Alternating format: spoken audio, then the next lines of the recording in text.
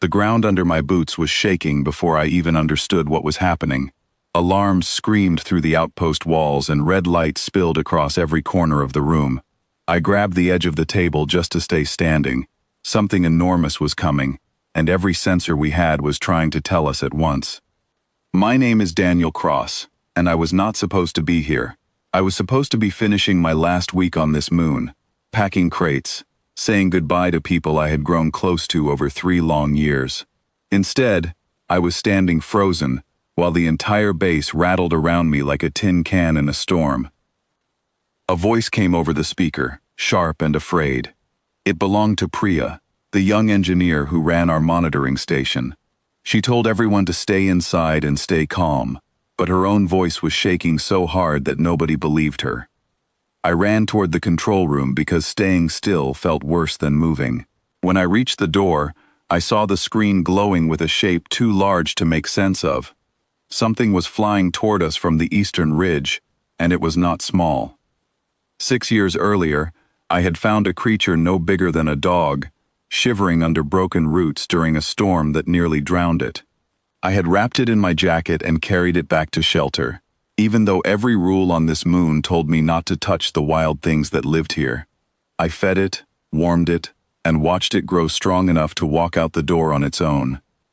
I never thought about that creature becoming this. Priya turned to me with wide eyes. She said the readings did not match anything in our records. The wingspan alone stretched wider than our entire landing strip. The heat coming off its body was strong enough to crack stone from a distance, and it was heading straight for us. I told her I needed to go outside. She grabbed my arm and told me that was the worst idea anyone had ever said out loud. I understood her fear. I had felt it too, sitting deep in my chest like a stone. But somewhere underneath that fear was something else, something quieter and steadier. A feeling that this was not random. A feeling that this creature was not coming to destroy us. I walked past 3 guards who tried to stop me, past a supply officer who shouted my name, and out through the heavy outer doors, into air that already felt warmer than it should.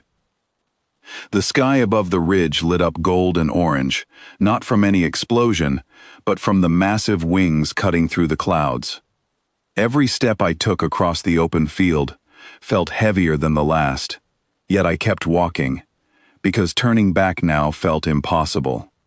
The creature landed less than 50 paces away, and the ground shook so hard that dust rose in a thick cloud around its feet. Its scales shimmered black and deep red, like coal glowing under ash. Its eyes burned with a light that reminded me of 2 small suns. For a moment, nobody breathed. Even the wind seemed to pause. I stepped closer, ignoring every warning shouted behind me. My heart pounded so hard I could feel it in my ears, yet my feet kept moving, because some part of me refused to be afraid of something I had once held against my chest during a storm. The creature lowered its massive head until one eye, larger than my entire body, stared directly at me. Its breath rolled over me in waves of heat, but it did not attack. It did not roar. It only watched, patient and still, like it was searching for something familiar. I raised my hand slowly and spoke in a voice that surprised me with how calm it sounded. I told it that I remembered the storm. I told it that I remembered how small and cold it had been. I told it that I never expected to see it again, let alone see it become something so powerful that entire settlements had been evacuated at the mere sight of it in the sky. The creature made a low sound deep in its chest, a sound that rumbled through the ground beneath my boots. It was not a growl. It was something closer to recognition.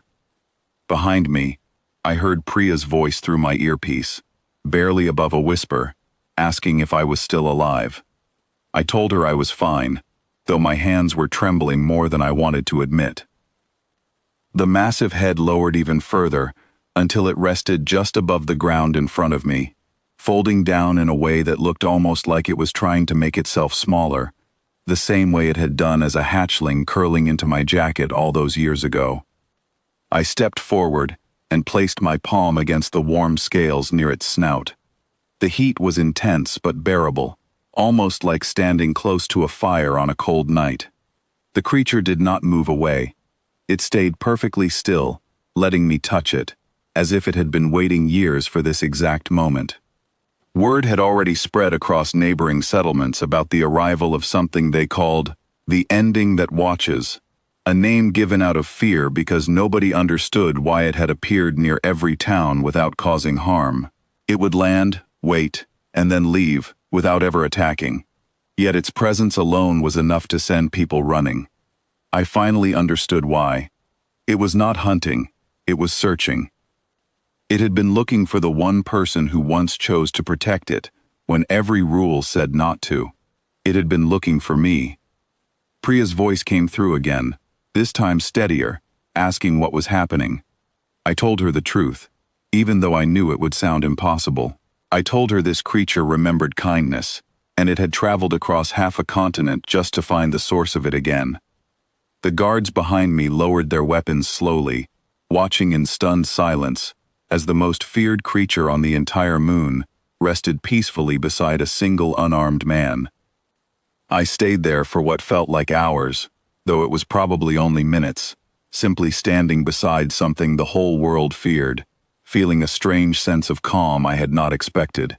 Fear had brought me outside, but something steadier had kept me standing there once I arrived. Eventually, the creature lifted its head again, eyes glowing with quiet warmth instead of danger. It let out one more low sound before rising back onto its powerful legs, wings spreading wide enough to blot out the sun above us. I stepped back, giving it space, though a part of me wanted to ask it to stay longer. It looked at me one final time, almost like a silent promise, before lifting off the ground with a force that pushed dust and small stones across the field. The wind from its wings nearly knocked me off balance, yet I stood firm, watching it rise higher and higher, until it became a small, dark shape against the golden sky. Priya ran out to meet me the moment it was far enough away, asking question after question, her voice filled with disbelief. I barely had answers for her, because even I struggled to understand everything that had just happened. Reports came in over the next few days from settlements across the region. The creature had not attacked a single person during its journey. It had simply appeared, searched, and eventually left each place once it realized what it was looking for was not there.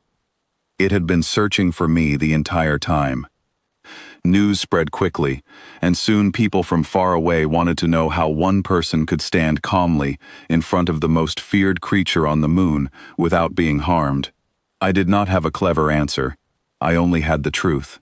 Years earlier, when it had nothing and no one, I had chosen to help it instead of walking away. That single choice had somehow created a bond stronger than fear itself.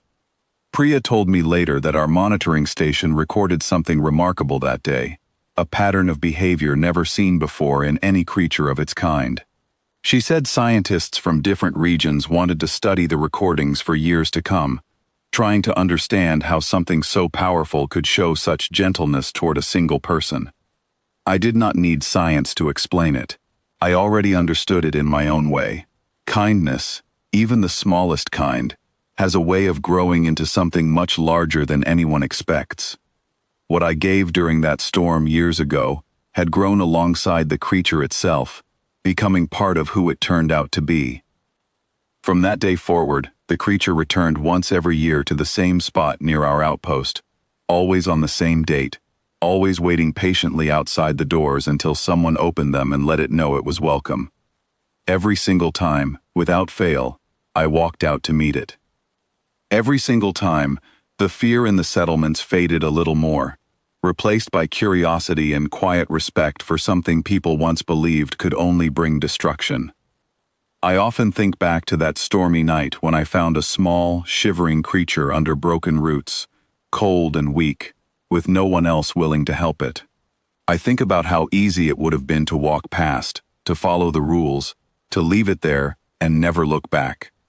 Instead, I chose differently, and that choice followed me for the rest of my life, returning every year in the shape of something magnificent and unforgettable. People still call it the ending that watches, though I never liked that name. To me, It will always be the same small creature I once wrapped in my jacket during a storm, only grown into something the whole world now respects. And every year, when it lands outside our doors and waits patiently in the golden light, I remember exactly why I chose to help it in the first place, and I know without any doubt that I would choose the same thing again.